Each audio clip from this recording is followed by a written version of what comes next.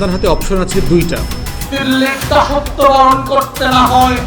বাংলাদেশ কি ভারতের কৌশলগত ছায়াতলে আরেকটি ভূ রাজনৈতিক খেলায় ঢুকে পড়ছে? দেশের একটি অতি গুরুত্বপূর্ণ অবকাঠামো চট্টগ্রাম বন্দর নিয়ে উঠছে জটিল প্রশ্ন। চট্টগ্রাম বন্দরের ব্যবস্থাপনা ও তথাকথিত মানবিক করিডোর ঘিরে এক ধরনের অদৃশ্য টানাপোড়েন স্পষ্ট হচ্ছে, যার কেন্দ্রবিন্দুতে উঠছে ভারতের ভূমিকাও। বাংলাদেশের কিছু রাজনৈতিক দল বুঝে হোক বা না বুঝে হোক ভারতের পাতা ফাঁদে পা দিচ্ছে কিনা সেই প্রশ্ন উঠছে।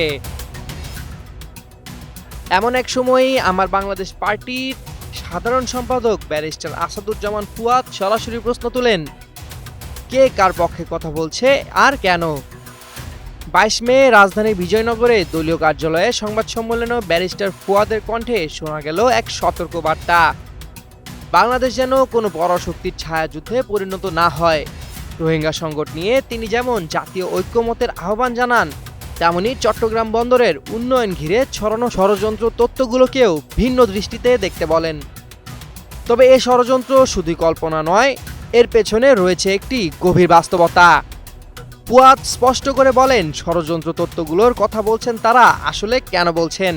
তারা বলছেন এই কারণে যে এই বন্দর কেন্দ্রিক যে হাজার হাজার কোটি টাকার লুটপাট বাণিজ্য আছে, এই লুটপাট বাণিজ্য বন্ধ হয়ে যাবে। তিনি অভিযোগ তোলেন, এই লুটপাটে জড়িত রয়েছেন রাজনৈতিক নেতাকর্মী, বিশেষ করে ক্ষমতাসীন দলগুলোর প্রভাবশালী ব্যক্তিবর্গ এবং তাদের নিয়ন্ত্রিত কিছু শ্রমিক সংগঠন। সবচেয়ে চাঞ্চল্যকর ছিল তার ইঙ্গিত, এই ষড়যন্ত্রকারীরা ভারতীয় সুরের সঙ্গে সুর মিলিয়ে কথা বলছে।